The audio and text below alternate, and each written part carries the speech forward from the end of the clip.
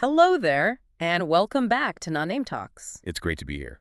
Okay, so we're constantly told to, put on our own oxygen mask first Yeah. in relationships. But nobody actually gives us the instruction manual for that. Right, exactly. Like it's such a cliche at this point. It really is. So welcome to this deep dive into a super fascinating stack of sources. We've got clinical psychology articles, a highly personal memoir from a psychiatrist, and some 18th century philosophy. Yeah, and our mission today is really to just strip away all those cliches around self-love and uncover what it practically means to build self-esteem. Because to understand why loving ourselves is so hard today, we kind of have to look at how natural it actually used to be. Oh, right. Looking at the philosophy source, Jean-Jacques Rousseau, Yeah, Rousseau. he introduced this concept called amour de soi. It's this primal, natural self-love that we basically share with animals. It's focused purely on self-preservation, but like without any malice. Meaning an animal doesn't feel guilty for resting or eating. Exactly. It just regards itself as an absolute valuable existence. It just is. But looking at the sources, there's been this massive historical shift. We traded that pure survival instinct for what Rousseau called amour propre. Right, which is where our self-worth becomes entirely dependent on what other people think. Yeah, it's like we outsourced our own value to a focus group. That is a great way to put it.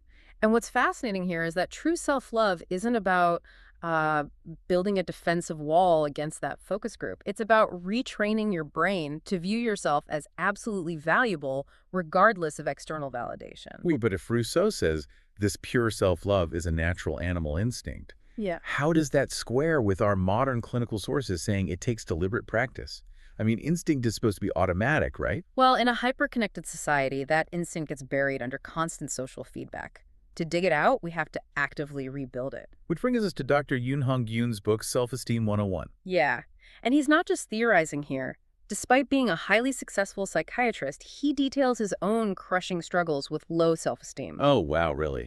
Yeah. He failed major medical exams and fell into this profound hopelessness. Wow.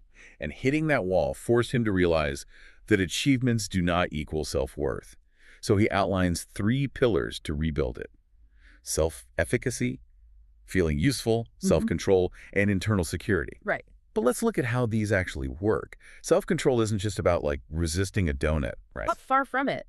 When you manage an emotional impulse like, say, choosing not to send a furious text when you're hurt, you are literally proving to your brain that you can protect yourself from chaos. Oh, that makes sense. It builds a neurological pathway of trust. You learn to trust your own reactions. But none of that matters without the third pillar, which is internal security. And here's where it gets really interesting. We assume loud, confident people have high self-esteem, but isn't that often just a mask? Oh, absolutely. The sources make a clear distinction between self-esteem and narcissism. When you use arrogance to hide your fear of failure, your brain knows it's a lie. Because you're constantly terrified, the mask will slip. Exactly. Genuine internal security only forms when you accept your flaws. The moment Dr. Yoon accepted his exam failure rather than making excuses, he stopped defending a fake image and started repairing his actual foundation. And that foundational stability, or, lack thereof, completely dictates how we treat the people around us. Yeah, the clinical sources note that lacking this internal security directly breeds paranoia, jealousy, and a fear of abandonment in relationships. Because you cannot fill a leaky bucket with someone else's love. Right, you're demanding your partner fix a structural issue in your own foundation.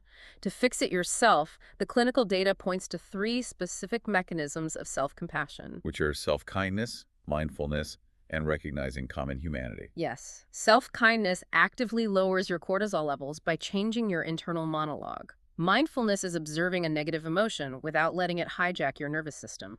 And then common humanity is just understanding that everyone makes mistakes. Failure isn't a unique curse placed on you, it's a universal data point of being alive. Precisely.